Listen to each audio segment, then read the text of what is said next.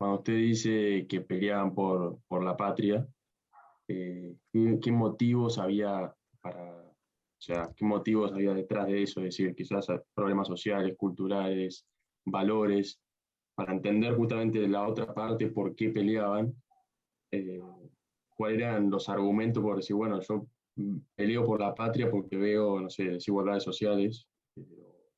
¿Cuál era el motivo por el cual se lanzaron a la lucha? Eso me gustaría saber. No sé si se entiende la pregunta. La pregunta la entendí y la contestación no es sencilla, pero la tengo. En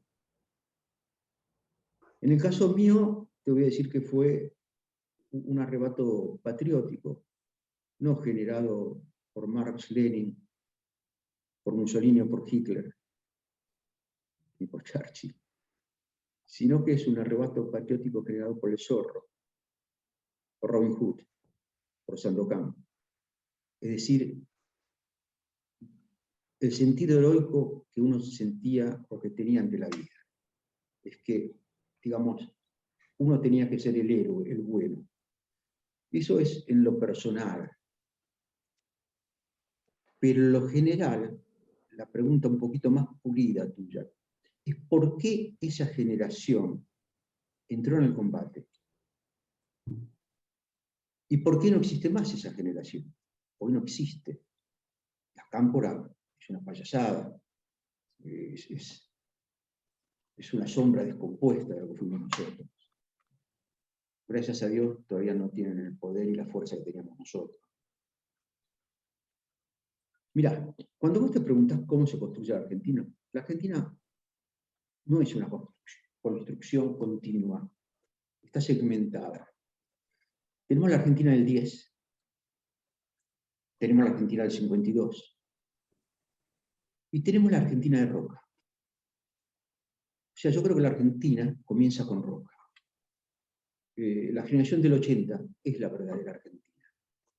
Es lo que quedó en el colador después de tantos años de guerra civil que tuvimos nosotros. Pero la Argentina es un país muy extenso y tendríamos que recurrir, sí o sí, a la inmigración.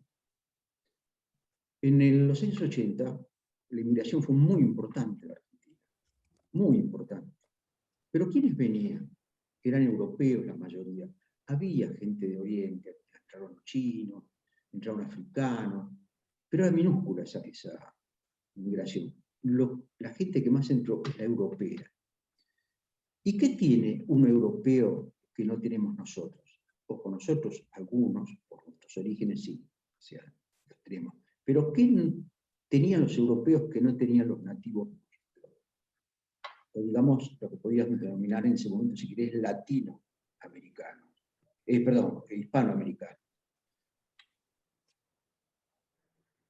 La genética cultural, esa genética platónica, aristotélica, cristiana o judeo-cristiana, ese comprender lo que era el mundo a través de los siglos, saber la importancia del trabajo a través de los siglos, saber la importancia del otro, de la solidaridad a través de los siglos, fue algo que fue construyéndose célula por célula en el otro mundo.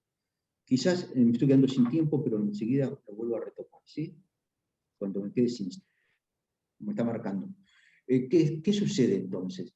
Esa genética trae el sentido de la justicia, un sentido de la justicia y de la injusticia, que quizás acá no quedaba claro, porque todavía éramos casi feudales. Y trae, digamos, la metodología ancestral de la lucha contra la injusticia. Es decir, pararse y ponerse de frente y no tener miedo. Todo eso que no es una filosofía de vida, sino que era la existencia misma del inmigrante, es lo que va transmitiendo. Y es lo que permite a la Argentina, en 1910, ser casi una potencia en el mundo, o con perspectivas de potencia en el mundo, por el caudal humano que tenía. Solo con ver los inventos que se generaron hasta los años 50, más o menos, en la Argentina, son todos productos de esa genética europea, de esa genética de civilizaciones ancestrales. Fíjate que cuando terminan esas inmigraciones, no se reproduce, comienza a caer la inteligencia nuestra. A tal punto, digamos que el analfabetismo hoy en día pasa a ser una identidad de nosotros. La brutalidad pasa a ser una identidad de nosotros. Y esa inteligencia, esos constructores de la Argentina, esa herencia, comienza a achicarse como un tumor maligno que se va eliminando, porque ellos consideran que esa inteligencia, o esta inteligencia, es un tumor maligno. Es decir, estamos cercados por un mundo, por una oscuridad, que yo no sé si vamos a salir. Quizás podamos sobrevivir, pero no sé si vamos a salir. Esa inteligencia es la que generó la generación que salió a combatir, como generó al otro lado los que salieron a combatir por la patria. En ese momento los niveles de corrupción en ambos bandos no eran tan altos. La corrupción existió siempre. Siempre cuento que Ceballos, cuando era gobernador, que todavía no era virrey, recibe una carta del rey pidiendo explicaciones por el contrabando. Por contrabando entre los holandeses, los franceses y los ingleses. Y él le dice que no lo podía parar, que no podía contener la aduana. Fusilaba, morían en los cepos, ahorcaba, desterraba, encarcelaba, y no podía parar la corrupción de la aduana. Todo eso te va marcando lo que fue siendo Argentina como se fuese construyendo.